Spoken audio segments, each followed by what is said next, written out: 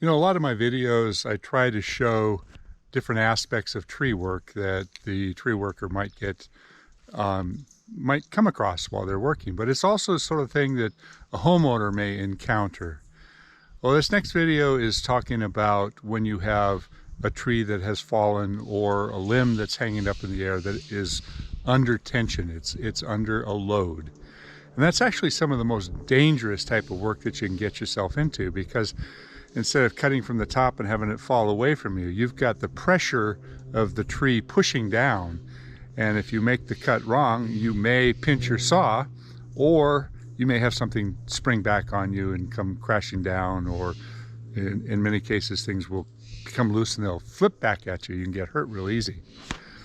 So follow along with this limb that fell down. It's not a huge limb, but it explains things pretty well.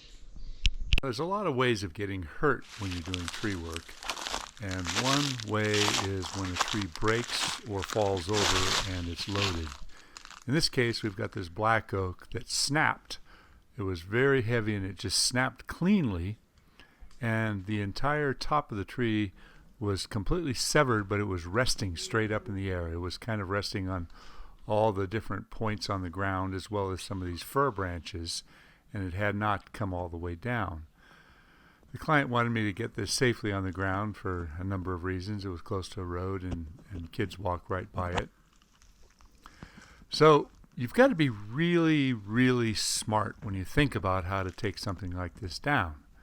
You know, certainly you can get up there and tie off the top and try and rope it down, but a lot of times you're going to want to just get in there and take a good close look at what's supporting it. So this one branch right here has got a lot of tension on it. There was 2 or 3 branches like that were pretty much supporting the entire weight of this top of the tree. And I'm going to guess, with all the wood and all the water weight in it, that this top probably weighs somewhere around 1,000 pounds or so, which is nothing to take casual. You've got to remember that if this thing falls down on you, you've got to be able to get out of the way quickly. So what I always do when I have a job like this is the first thing I try to do is get rid of all the branches that are clearly not supporting the tree or the top. So everything that I'm cutting now, I'm just cutting the loose stuff, everything that's up and out of the way. And I took my time. I'd cut a few and then pull it out of there, because you don't want to trip on the limbs either. At one point, you're going to get to where the tree is under tension, and that's when you've got to start making these kind of moves. And you don't want to come in from the top side, otherwise you'll pinch your saw.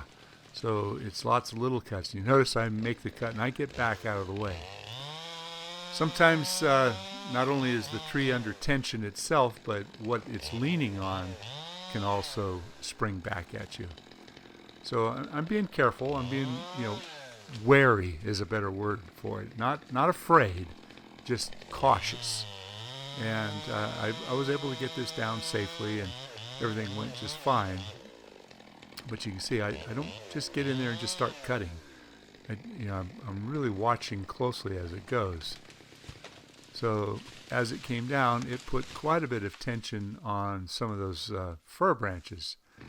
I was a little concerned that those fir branches might spring back and get me, so I was equally careful of those. So at this point, most of the weight is down on the ground. I went over and got a drink of water and came back over to reassess it. And even in this stage, there's a lot of tension on some of these branches. There's a good close-up of how this top ripped out. I was surprised that there were no defects or no areas of decay that would have caused this weakness. So I felt it would be better to get it to flop over, and it was on kind of a balance point, but not quite enough. So I left this long piece. Unfortunately, I was able to flip it over. That made cutting up all the firewood quite a bit easier. And there it goes.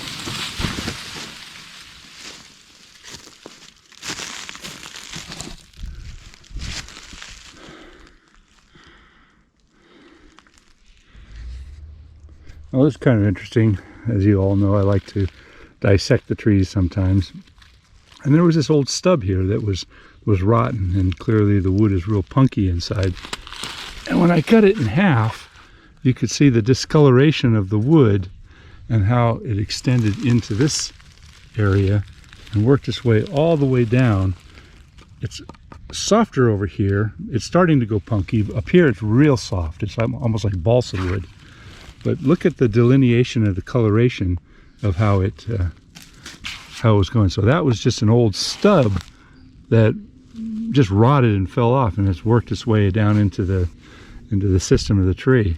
And there was a lot of this kind of stuff up there too. You know, this worked its way all the way through. So the center was hollow, and that was a old cut that was taken off. You can see how much rot there was on that. This is a black oak, and it split off from up there. Just too much weight. Black oaks are recognized as being trees that are very, very brittle. They do fail frequently. There's looks like a ring shake right there. You can see the line through that. So this whole piece here was ready to go.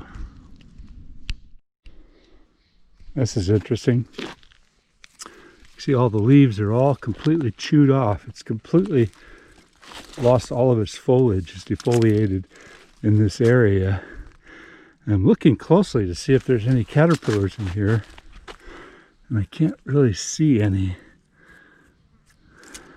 I'm guessing that this was from a tent caterpillar. Sometimes a tent caterpillar larva, which is encased in a big bag of webs, will stay there and they'll eat everything inside the web, and then they'll all break out and they just completely defoliate a whole section of the tree. And if it's a bad enough infestation, I've seen trees completely stripped of all of their leaves. Usually it doesn't hurt the tree too bad, but it sure leaves it unsightly. And had this survived next year, the foliage would have come back, because this is a deciduous tree. But it's kind of interesting.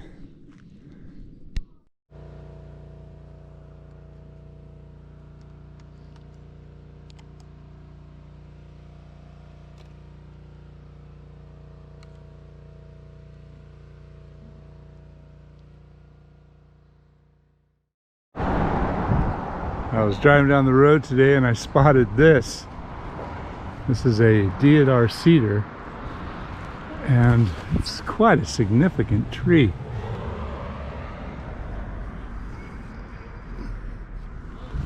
It's amazing how quickly it grew to a certain size and slowed way, way down. Look at the size of this root ball. Very curious, why did it go over? What was it that caused the problems? The soil here looks pretty good. I don't see any decay. I don't know if the tree was rotten. It doesn't appear to be. I don't see anything that makes me think that there was an issue. I wonder if there was like a underground water leak or something that, I don't know. I see pipes in the ground, or flags in the ground, sprinklers over here. I remember seeing this tree just last week. There it goes. There's another sprinkler pipe over there. Here's a sprinkler pipe. I wonder if that has something to do with it. I wonder if roots were severed during the installation of the irrigation system. Whenever I see something like this, I always try to figure out, why did this happen?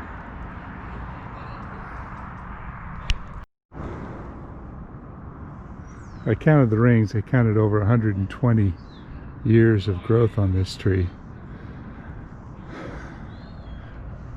Who knows? Who knows? You can always second guess something like this.